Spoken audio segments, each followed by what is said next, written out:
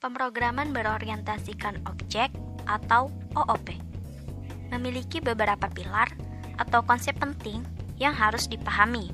Di antaranya ada class, objek, enkapsulasi, inheritance, dan lainnya.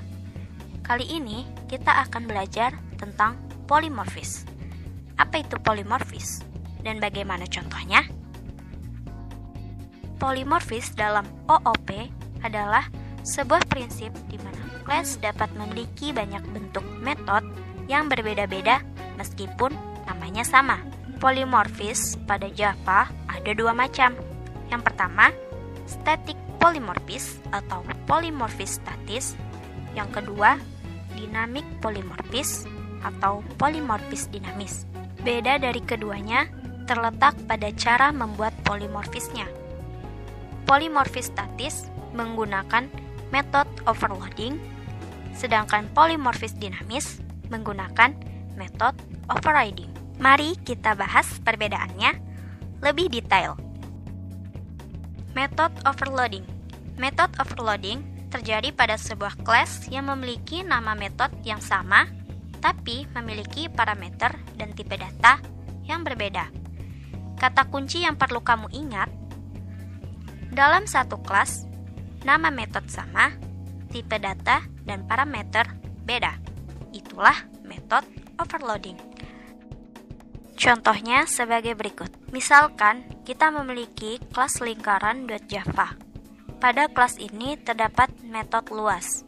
Nah, si metode luas ini bisa saja memiliki parameter yang berbeda. Misalnya, kita ingin menghitung luas berdasarkan jari-jari atau radius atau diameter. Maka kita dapat membuat kelasnya seperti ini.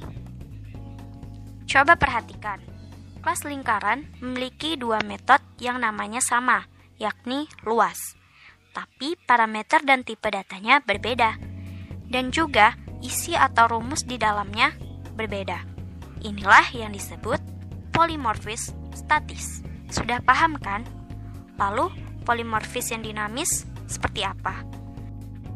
Polymorphis dinamis biasanya terjadi saat kita menggunakan pewarisan inheritance dan implementasi interface.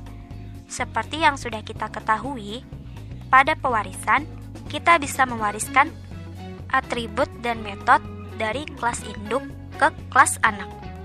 Kelas anak akan memiliki nama metode yang sama dengan kelas induk dan anak yang lainnya.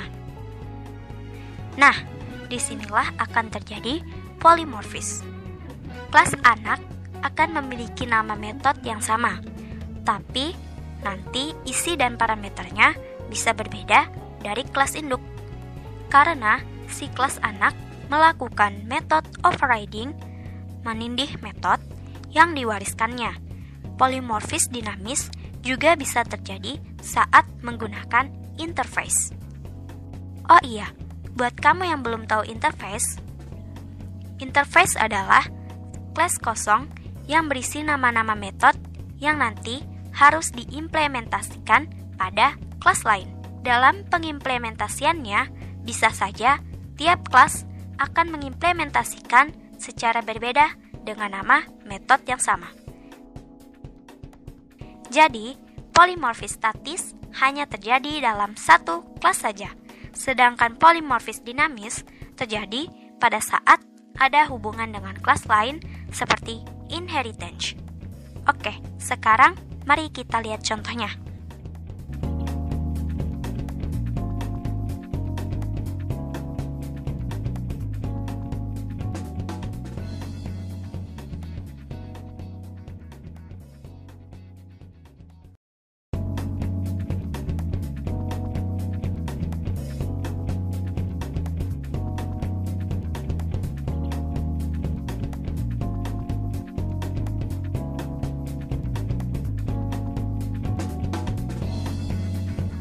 Polymorphis tidak sulit dipahami. Intinya, bentuk metodenya beda-beda, tapi namanya sama. Ada pertanyaan?